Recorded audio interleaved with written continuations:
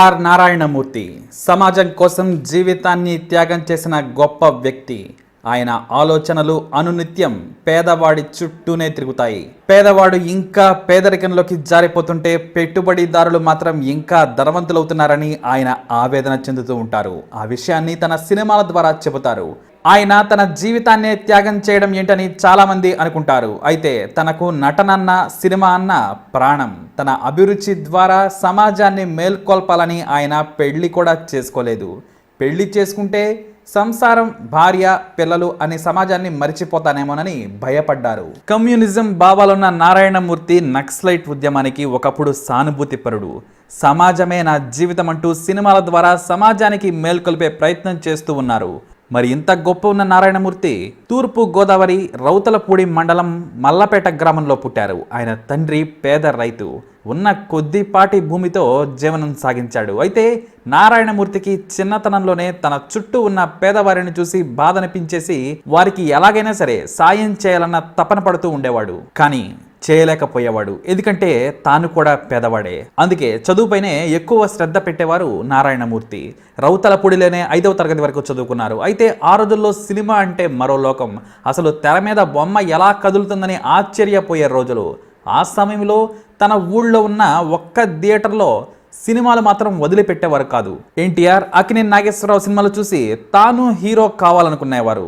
తనకు ఏం తక్కువ అని ఆయన ఆత్మవిశ్వాసం తెచ్చుకునేవారు. ఇక అతని హై స్కూల్ చదువు శంఖవరంలో పూర్తి చేశారు. అక్కడే తన చుట్టూ ఉన్న పెద్దవాళ్లు చెప్పే మాటలు నారాయణమూర్తికి సామాజిక స్పృహను కలిగించాయి. అయితే తన మనసులో మాత్రం వయసు పెరిగే కొద్దీ సినిమా పిచ్చి మాత్రం ఇంకా పెరిగింది. అందుకే 1972లో ఇంటర్ సెకండ్ ఇయర్ పరీక్షలు రాసి మద్రాస్ రైలెక్కేసి ఎలాగో అలా సినిమా ఇండస్ట్రీకి చేరిపోయారు. ఇక రైలు ఎక్కేటప్పుడే ఎలాగూ ఇంటర్ పాస్ కాను, ఇక్కడే ఉంటే వేరే పని చూసుకుని బ్రతకాలేమో అని భయపడి మద్రాసులో దిగారు. 18 ఏళ్ల వయసులో తనకు సినిమా ఛాన్స్ ఇవ్వాలని స్టూడియోల చుట్టూ తిరిగారు నారాయణమూర్తి. ఎవ్వరూ కూడా నారాయణమూర్తిని పట్టించుకునే లేదు. తెచ్చుకున్న డబ్బులు అయిపోవడంతో కొన్నిసార్లు పస్తులు కూడా ఉన్నారు. అయితే దాసరి నారాయణరావుకు తన గురించి చెప్పుకొని సినిమా ఛాన్స్ అడిగారు. సరే అని నేరము శిక్ష అనే మూవీలో ఒక చిన్న పాత్ర ఇచ్చారు. అది కూడా తనతో పాటు 170 మందిని నిలబెట్టి ఒక సీన్ తీశారు. అందులో నారాయణమూర్తి బాగానే కనిపించారు. ఆ తర్వాత షరామాములే. రోడ్డు మీద పడుకున్న ఆయనకు ఇంటర్ ఫలితాలు విడుదలయ్యాయని పేపర్లో చూశాడు. ఇంతలో ఏపీ పరీక్షా ఫలితాలు పేపర్ను కష్టపడి సంపాదించి తన నంబర్ చూసుకున్నాడు.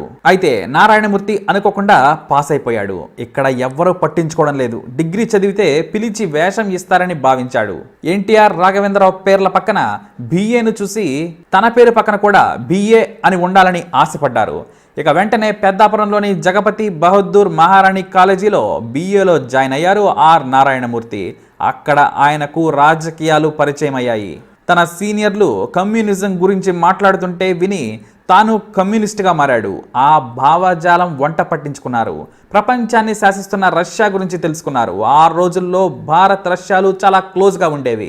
ఎంతలా అంటే భారత్ను అమెరికా భయపడితే నిమిషంలో రష్యా ముందుండి నిలబడేది. అలా ఆయన కమ్యూనిజానికి దగ్గరయ్యారు. ఎలాగూ సినిమా పిచ్చి ఉంది కాబట్టి కాలేజీలో 4 నాటకాలు కూడా వేశారు. ఆయన మాట తీరు, ఆవేశంతో ఏకంగా కాలేజీ లలిత కళల విభాగానికి ఆయన విద్యార్థి నాయకుడిగా గెలిచారు. ఇక రాజకీయ నాయకుల అవినీతి, పేదరికం చూసి సమాజానికి తన వంతు సాయం చేయాలనుకున్నారు. పేదలను ఆదుకునేందుకు తన దగ్గర డబ్బు లేదు. ఉన్న నలుగురికి 10 మందికి సాయం చేయగలను, కానీ శక్తివంతమైన సినిమా ద్వారా కోట్లాది తెలుగు వారిలో చైతన్యం తేవాలి అనుకున్నారు. అందుకే తనకు ఇష్టమైన సినిమా వైపు పరుగులు పెట్టారు.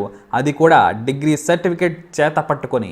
డిగ్రీ చదివానని సినిమా ఛాన్స్ కోసం తిరిగినా కూడా చెన్నైలో పట్టించుకునే నాదుడే లేడు. కానీ జూనియర్ ఆర్టిస్ట్ గా ఛాన్సులు మాత్రం వచ్చాయి. అయితే ఏ సినిమాలో కూడా సరిగ్గా కనిపించలేదు. షూటింగ్ ఉంటే కడుపు నిండేది, కానీ డబ్బులు మాత్రం పెద్దగా ఇచ్చేవారు కాదు. ఆ తరువాత మళ్ళీ దాసరి నారాయణరావు దగ్గరికే వెళ్ళాడు. తాను హీరోగా చేస్తానని, ఒక్క ఛాన్స్ ఇవ్వాలని అడిగారు. సరే చూస్తానులే అని చెప్పిన ఆయన నిజంగానే రమేష్ బాబుతో తీస్తున్న నీడ సినిమాలో నక్సలైట్ రోల్ ఇచ్చారు. తన మనసుకు నచ్చిన క్యారెక్టర్ కావడంతో కష్టపడి ఇష్టపడి చేశారు ఆర్ నారాయణమూర్తి. ఆ మూవీకి ఏకంగా ఆనాటి సీఎం కరుణానిధి చేతుల మీదుగా ఒక షీల్డ్ కూడా అందుకున్నారు. ఇక ఆ వెంటనే దాసరి నారాయణరావు సంగీత అనే మూవీని నిర్మించారు. ఇందులో నారాయణమూర్తి హీరో, కానీ ఆ మూవీ పెద్దగా ఆడలేదు. ఈలోపు పెద్ద స్టార్లతో సినిమాలు తీస్తూ దాసరి ఎవరికి అందనంత ఎత్తుకెళ్లిపోయారు. ఇక చిన్న పాత్రలే వస్తున్నాయని మదనపడ్డ ఆయన హీరో కావాలనుకున్నా కూడా కళ నెరవేరలేదు. కమ్యూనిజం పుస్తకాలు చదివిన ఆయనకు సాహిత్యం మీద పట్టుపడింది. పేదల కష్టాలు చూడడమే కాకుండా అనుభవించారు కూడా. వాటితో తానే దర్శకుడిగా మారాలని నిర్ణయించుకున్నారు. సినిమా ఎలా తీయాలో తెలుసు, కానీ డబ్బులు లేవు. అయితే కొన్ని రోజుల పాటు దాసరి నారాయణరావు దగ్గర షూటింగుల దగ్గర నుంచి కూడా అన్ని పరిశీలిస్తూ ఉండేవారు. ఆ అనుభవం మాత్రమే ఉంది. అప్పుడే తన మనసులోని కోరికను స్నేహితులకు చెప్పుకొచ్చారు. ఆర్ నారాయణమూర్తి పేదవాడే అయినా కానీ స్నేహితులు మాత్రం కాస్త డబ్బున్న వాళ్ళగా ఉండేవాళ్ళు. తలా కొంత డబ్బును కూడబెట్టి అర్ధరాత్రి స్వాతంత్రం అనే సినిమా తీశారు. తన సినిమా కోరికలే కాదు, సమాజంలోని సమస్యలను కూడా ఇతివృత్తంగా చేసుకొని ఎవ్వరూ ఊహించని రేంజ్లో సినిమా తీశారు. ఆ మూవీ కని విని ఎరుగని రీతిలో హిట్ అయింది. ఆ రోజుల్లో తాము పెట్టిన డబ్బుకు మూడింతల రాబడి కూడా వచ్చింది. అయితే స్నేహితులు సాయం చేశారు కాబట్టి వారికి గుర్తుగా స్నేహ చిత్ర అనే బ్యానర్ను పెట్టేశారు. భారత్, రష్యాల గుర్తుగా చెప్పుకునే షేక్ హ్యాండ్ను లోగోగా ఉంచుకున్నారు ఆర్ నారాయణమూర్తి. టి కృష్ణ వర్ధంతి రోజున విడుదలైన ఆ మూవీలో వంగపొండు పాటలు యమా సూపర్ హిట్. పిఎల్ నారాయణ మాటలు గుచ్చుకునేలా ఉన్నాయని సినిమా విశ్లేషకులు ఆ రోజుల్లో పొగిడారు. పెద్ద హీరోల సినిమాలు కూడా అర్ధరాత్రి స్వాతంత్రం మూవీ ముందు దిగదుడిపే అయ్యాయి. ఆ తరువాత పేదల కష్టాలు, భూస్వాములు, పెట్టుబడిదారులు, నాయకుల అరాచకాలు ఇవే కథలుగా మలుచుకొని ఆలోచించండి, స్వతంత్ర భారతం, అడవి దివిటీలు లాంటి సినిమాలు తీశారు. అయితే నారాయణమూర్తిని మరోసారి తిరుగులేని డైరెక్టర్ను చేసింది మాత్రం దండోరా సినిమా. సారా ఉద్యమానికి వ్యతిరేకంగా చేసిన ఆ సినిమా గ్రామస్తులను ఆకట్టుకుంది. మరీ ముఖ్యంగా తెలంగాణలోని పల్లెటూరి ప్రజలు బళ్ళు, ట్రాక్టర్లు కట్టుకొని మరి సినిమా చూసేందుకు దగ్గరలోని పట్టణాలకు పరుగులు పెట్టారు. 50 రోజుల పాటు ఆలస్యంగా వెళితే సినిమా టికెట్ కూడా దొరకని పరిస్థితి ఉండేది. ఆ సినిమాతో సంపాదించిన డబ్బులను మళ్ళీ సినిమాలకే ఖర్చు చేశారు. ఎర్ర సైన్యం, చీమల దండు కూడా సూపర్ హిట్ అయ్యాయి. చాలామందికి ఆర్ నారాయణమూర్తి సినిమా ఎప్పుడు వస్తుందా అని ఎదురు చూస్తూ ఉండేవారు కూడా. ఎన్టీఆర్, ఏఎన్ఆర్, కృష్ణ, శోభన్ బాబు, చిరంజీవి సినిమాలు కమర్షియల్గా ఉండేవి. కానీ ఆర్ నారాయణమూర్తి సినిమాలు పల్లెవాసుల ఆలోచనలకు దగ్గరగా ఉండడంతో వాటిని ఎరగబడి చూశారు. ఆ తర్వాత కోలన్న, గంగమ్మ జాతర, వేగు చొక్క ఇలా చాలా సినిమాలు తీసినా పెద్దగా లాభాలు రాలేదు. కానీ ఆయనకు ప్రత్యేకమైన అభిమానులు ఏర్పడ్డారు. జనంలో నారాయణమూర్తికి ఉన్న క్రేజ్ను చూసి ఆయన గురువు ఒరే రిక్షా అనే సినిమా తీశారు. ఇందులోని పాటలు కొన్నేళ్ల పాటు ఊపాయి. ఇక సినిమా హిట్ గురించి ప్రత్యేకంగా చెప్పనక్కర్లేదు. ఇక ఆ తర్వాత సింగన్న, వేర తెలంగాణ, పోరు తెలంగాణ లాంటి సినిమాలతో తెలంగాణ ఉద్యమానికి తన మద్దతు తెలిపారు. ఇక నాకు నా ప్రాంతం కాదు, పీడిత ప్రజల కోరికల వైపే ఉంటానని బల్లగుద్ది చెప్పారు నారాయణమూర్తి. ఆ మాటలకు చాలా మంది నారాయణమూర్తిని విమర్శించినా కూడా ఆయన పెద్దగా పట్టించుకోలేదు. ఇక సినిమాల్లో గొప్ప వైభవం చూసిన ఆయన గత కొన్నేళ్లుగా వరుస ఫ్లాపులను చూశారు. సినిమాల్లో కోసం అప్పులు చేస్తూ ఉన్నారు. అయినా సరే ఏదో ఒక విధంగా సినిమాలు తీస్తూనే ఉన్నారు. హెడ్ కానిస్టేబుల్ వెంకట్రామయ్య, అన్నదాత సుఖీభవ అంటూ అందరి కష్టాలను తాను చూపించారు. అయితే కమర్షియల్ సినిమాలో నటించేందుకు మాత్రం నారాయణమూర్తి ఎట్టి పరిస్థితులలో ఇష్టపడలేదు. టెంపర్లో పోసాని కృష్ణమురళి పాత్రను ఆర్ నారాయణమూర్తి చేయాల్సి ఉంది. అందుకోసం పూరి జగన్నాథ్ ఒక బ్లాంక్ చెక్ ని ఇంటికి పంపారు. అంతేకాదు, 1 కోటి రాసుకున్నా 3 కోట్లు రాసుకున్నా నాకు ఎలాంటి అభ్యంతరం లేదు, మీ ఇష్టం, మీరు నాకు టెంపర్ మూవీలో నటించాలి అంతే అని పూరి జగన్నాథ్ రిక్వెస్ట్ చేశారు. కానీ దండం పెట్టి మరీ చేయనన్నారు నారాయణమూర్తి. ఎన్నేళ్లు సమాజం కోసమే సినిమాలు తీశాను, అలాగే చేశాను, డబ్బు కోసం కొత్త మార్గంలోకి రానని పూరికి దండం పెట్టి బలవంత పెట్టొద్దయ్యా అంటూ నవ్వుతూ చెప్పాడు.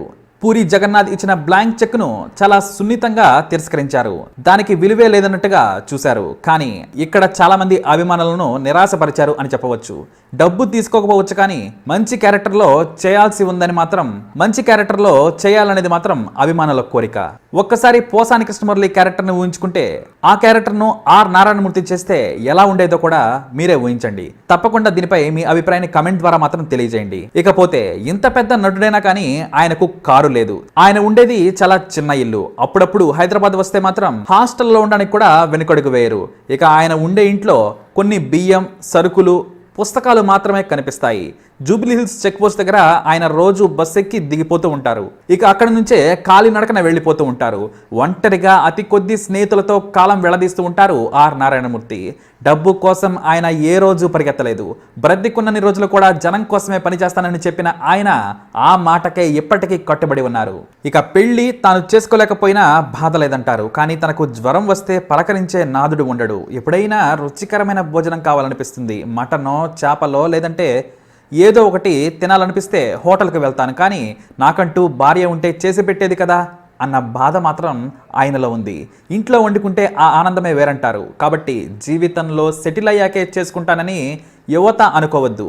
తిరిగి రానిది వయసే. టైం ఉంటే, కావాలనుకుంటే మనం లేటుగానైనా కష్టపడితే మనకు కావాల్సింది దక్కుతుంది. కానీ పెళ్లి మాత్రం సరైన సమయంలోనే జరగాలి అంటారు. ఇక ఆర్ నారాయణమూర్తి కమ్యూనిస్ట్ అయినా సరే దేవుడిని నమ్ముతారు. నేను హిందువును, మా అమ్మ నాన్న నాకు కొన్ని సంస్కృతులు పద్ధతులు నేర్పారు, వాటిని నేను గౌరవిస్తాను, అందుకే దేవుడిని నమ్ముతాను అంటారు. తన జీవితంలో నన్ను గుర్తు పెట్టుకున్న ప్రజలు ఉన్నారు, వారి ఆశీస్సులు ఉన్నాయి, ఈ జీవితానికి ఇది చాలంటారు ఆర్ నారాయణమూర్తి. మరి గొప్ప మనసున్న ఆర్ నారాయణమూర్తి గురించి పూర్తిగా తెలుసుకున్నారు కదా. మరి మీ అభిప్రాయాన్ని ఒక కమెంట్ ద్వారా తప్పకుండా తెలియజేయండి. ఇలాంటి మరిన్ని వీడియోస్ కోసం మా ఛానల్ని సబ్స్క్రైబ్ చేసుకోండి.